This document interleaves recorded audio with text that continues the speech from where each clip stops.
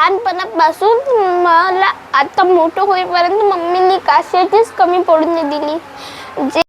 Hello friends, Shri Swami Samarth. स्वागत आहे तुमचं या चॅनलवर, ज्याचं नाव आहे माय लाईफलाईन स्वरा अँड स्वराज. तर हा व्हिडिओ आहे 18 जूनचा. जेव्हा स्वरा हॉस्टेलला जाणार होती, तर त्याच्या आधीच आम्ही तिचा वाढदिवसाचा केक कट केला आणि काही तिचं मत मांडलेलं आहे या व्हिडिओमध्ये.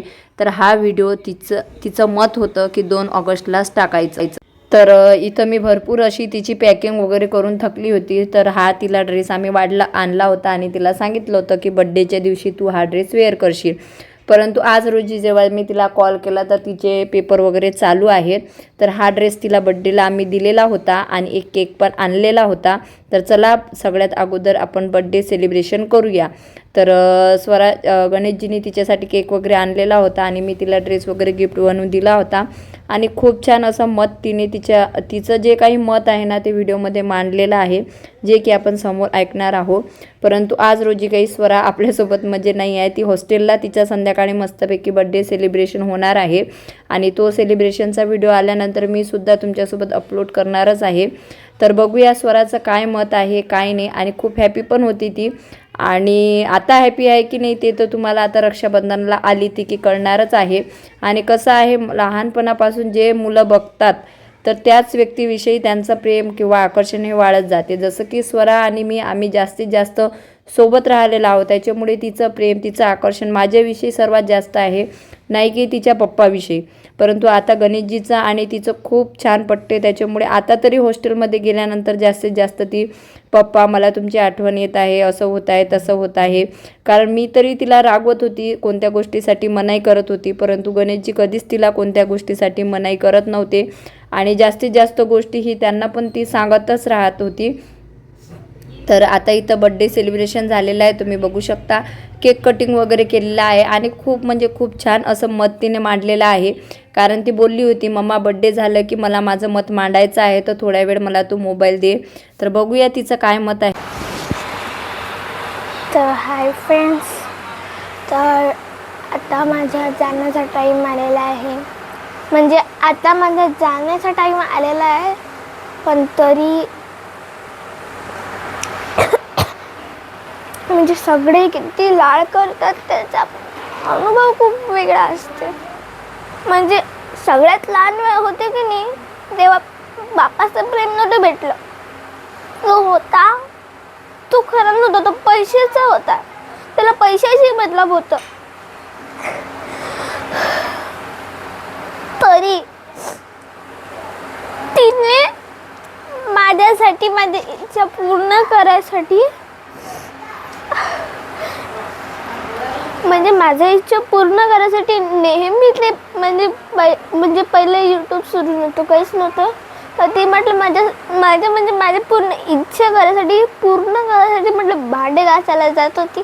मला असं चिडवत पण होतं की हिची मम्मी भांडे घासायची. पण मी तेव्हा अभ्यासाशी लक्ष देत होती.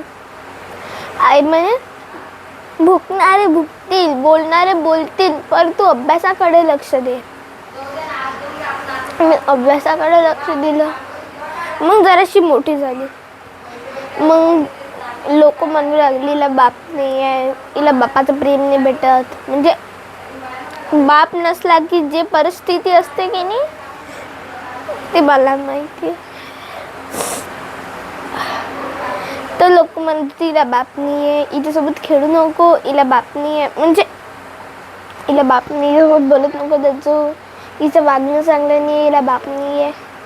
म्हणजे असे म्हणत होते. माझ्या मनाला वाटत होतं की हिला पप्पा येते आहे, दुसरीचे म्हणजे सोबत पप्पा बघून असं वाटत होतं माझ्या मनाला, यार माझे पण पप्पा असते तर किती छान, यार माझे पण पप्पा असते तर किती छान. तर मम्मीने म्हणजे माझ्या खुशीसाठी सेकंड लग्न केलं, दुसरं लग्न केलं. तर त्याच्यात काय झालं, म्हणजे ते पप्पा मला खूप ते माझ्यासाठी मला काहीच दिक्कत नाही आहे. पप्पा माझ्यासोबत चांगले राहतात, चांगली बोलतात, मला तेच चांगलं आहे. म्हणजे सफिशियंट आहे असं वाटत नाही. आता सगळेजण पप्पा आहे, किती हॅपी वाटते ना. म्हणजे मम्मीने आतापर्यंत म्हणजे मला काहीच असं करू नाही दिलं. कधीच स्वतःच्या दूर नाही टाकलेलं आहे. कधीच मी कधी दूर नाही गेलेली आहे, कधीच नाही. मी फक्त एकचदा गेलेली आहे, उन्हाळ्याच्या सुट्टीत. आणि आता 2 महिने कसे जातील आई बिन काय माहिती. तिथं कॉल नाही, काय नाही. पण नेहमी माझ्यासाठी मम्मी कधी भांडे घासायला जात होती, कधी कपडे धुवायला जात होती, लोकांचे खरकाटे भांडे घासत होती. मला खूप वाईट वाटायचं. मी मम्मीला म्हणायची, मम्मा तू अशी का बरं करता, पण दुसरं काही करू ना. पण मम्मा मजबूर होती, काम नव्हतं तेव्हा वेळेस, लॉकडाऊन होतं. तर मम्माला शेवटी भांडे घासायला जायला लागलं. तर लहानपणापासून मला आता मोठं होईपर्यंत मम्मीनी कशाचीच कमी पडून नाही दिली. जे म्हणत होती, जे असंच फक्त तोंडातून काढलं की मम्मा आनंद देत होती. तेव्हा तर म्हणजे मम्माला काही कळत पण नव्हतं, आता तरी कळते. पण माझी मम्मा माझ्यासाठी किती करते ना ते मला माहिती आहे. आईचं प्रेम कसं असते, कोणाला वाटते आई अशीच करते, आई तशीच करते, पण आई आपल्या भल्यासाठी करते. आता आपण जर 2-3 म्हणजे सोडून गेलो 2-3 महिनेच, तर आपल्या जीवाला असं होते, यार आई असती तर आपल्याला हे कसं केलं यार तसं. पण माझ्या मम्मीने माझ्यासाठी जेवढे कष्ट केलेले आहेत तेवढे मला माहिती आहेत. आणि मी त्या कष्टाचं फळ करून दाखवणार. माझ्या मम्मीने आजपर्यंत मला काहीच कमी नाही पडू. मी असं म्हटलं, मम्मा मला ते गाडी आवडली, ते घेऊन देतेस का. म्हणजे लहानपणापासून तर मी आतापर्यंत मोठं होईपर्यंत मला आई आणि बाबाचं दोघांचं प्रेम दिलं. आणि लहान होती ना तेव्हा मला म्हणजे माहिती नव्हतं कोण आहे कोण नाही. आणि मला बाप घेऊन गेलं. त्यामुळे माझ्यासाठी एवढं कष्ट, म्हणजे मला तर आता म्हणजे असं वाटतं की का बरं आपण चाललो दूर, मम्मीला पप्पाला आधार होईन आपला, आपण जायला नाही पाहिजे. पण ते त्याच्या चेहऱ्यावर एवढा आनंद दिसतात. आपली मुलगी नवोदयामध्ये पास झाली, आपली मुलगी नवोदयामध्ये पास झाली म्हणून मी जाते. मम्मीलाही मला सोडायचं मन नाही, बाबालाही मला सोडायचं मन नाही.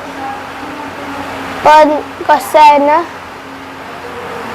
नातेमध्ये खूप फरक असतो. संगती बदलायची असते. जर तुम्हाला यश मिळवायचं आहे तर संगती बदला, माणुसकी ठेवा. मम्मा ये इकडे. काय झालं, काय बोलू राहिली तू? बोलून राहिली. हा काय बोल ना तू. काय बोलू? मम्मा तो हा चुप बस, काही नाही होत. तुला सांगितलं नाही, करमलं तर घेऊन, करमलं नाही तर घेऊन येईन मी. हा जायचं नसेल तर जाऊ नको, मग रडू नको काय. ते मनाविरुद्ध पाठवून आलो काय आम्ही तुला? नाही. मग तू बोल ना मम्मा, ये. काय बोलू? काही नाही बोलत मी. मजेत आम्ही. आज स्वराचा बर्थडे केला. हा ब्लॉग कधी उद्या टाकूया तू गेल्या मग? नाही, 2 ऑगस्टला टाक. 2 ऑगस्ट पर्यंत थांबू. बरं ठीक आहे. तर 2 ऑगस्टला टाकणार बाबा हा ब्लॉग. आता मी बघते ना काय बोलली काय नाही, मला काहीच माहिती नाही आहे. हा बर्थडे आहे. तर आमच्या परीनं जेवढं द्यायचा प्रयत्न झाला आम्ही तेवढं दिलेलं आहे. कोणते साईबाबा असं म्हणजे देत हे करतच नाहीत आपल्या मुलांसाठी. आणि गणेशजी, मला तर अपेक्षा नव्हती. गणेशजी सुद्धा भरपूर रडले जेव्हा केक कटिंग वगैरे केला तेव्हा. आणि वाईट वाटतं. आता ती जाता याचं तर वाईट आम्हाला पण खूप वाटत आहे. कारण आईबाबा बोलतात, काही करतात, पण त्यांचा बोलण्याचा उद्देश लेकरांना हे नसते की त्यांना हर्ट झालं पाहिजे किंवा काही झालं पाहिजे.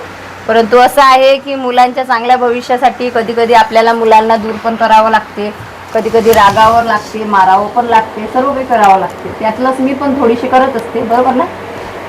चल मग आता उशीर होऊन आला, चल झोप बरं. चलो बाय. झोपत नाही मग काय, जागरण करतं का? तुझा ड्रेस दाखव यांना. हे बघा, तिथं 2 ऑगस्टला घालशील ना तू? ओके, चलो bye bye. Like, comment, subscribe. आता स्वरा तुम्हाला डायरेक्ट 2 महिन्यांनी भेटणार हो ना का?